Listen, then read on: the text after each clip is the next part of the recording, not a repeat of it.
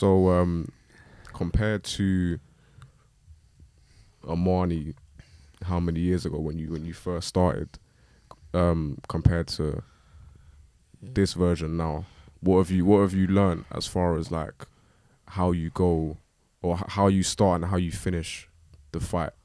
Is there a lot of things that you've learned? Yeah, how to do differently. Breathing. Like it's breathing, controlling my control of my breathing. Yeah.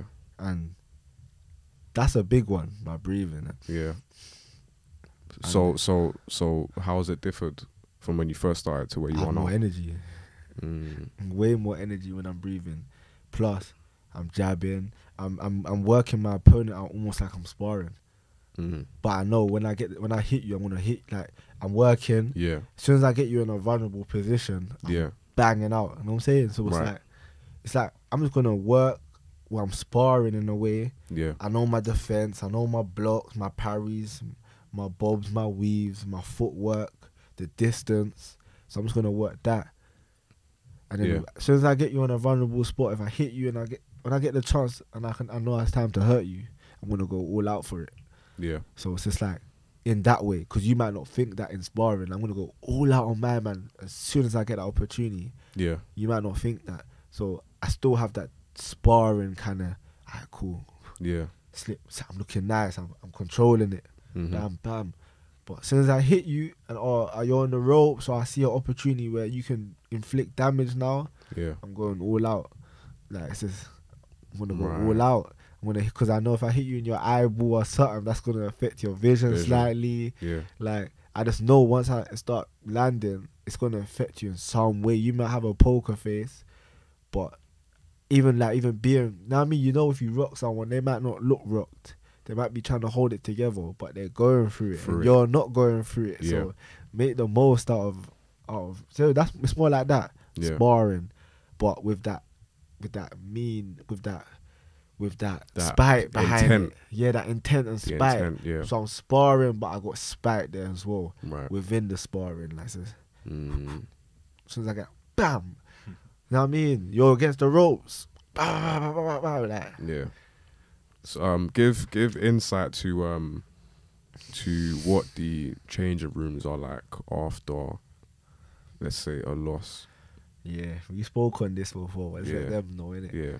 Like the changing room, sometimes it's a bit like you're bopping, and it depends on your team, your coaches, your whatnot. It's just your whole setup. But sometimes it's cold. Like people don't know how to really speak to someone that's just lost. They feel like, hey, let him just soak within. Now I mean, let him just. Yeah. What can I say? We got other boxers. Like especially if you come on a show where other boxers are on, it's like cool. Yeah. My man's going out next door. Yeah, they don't really. Yeah, like they have to focus on who's next. Right. So it's like, you're how you. Yeah. Hey, my man's up next. Yeah. So it's like sometimes you don't get that kind of like talking to that embrace. Yeah. You realize that no one likes a loser, innit? Yeah. Because that's the thing. Like we've already mentioned the whole process of like dealing with a loss by yourself, but not really how the changing room or your team reacts to it. Yeah. You know what I mean? You always get the real ones in it. They're gonna be like, but then you're always gonna get. Sometimes you should even put expectations on how people should act within that moment, because then it would touch you. Yeah. So don't even bother like and try to of like how someone's gonna react, because that can just mess with you. Yeah. Just how you're gonna react that's where it counts. Yeah. So just focus on yourself, because when you start thinking, well, they're meant to uplift me, they're meant to give me good words of advice now, like you're trying to get pampered. Yeah. And this is the hurt game. Like stop trying to look to get pampered. Yeah. So it's like that's what I can learn.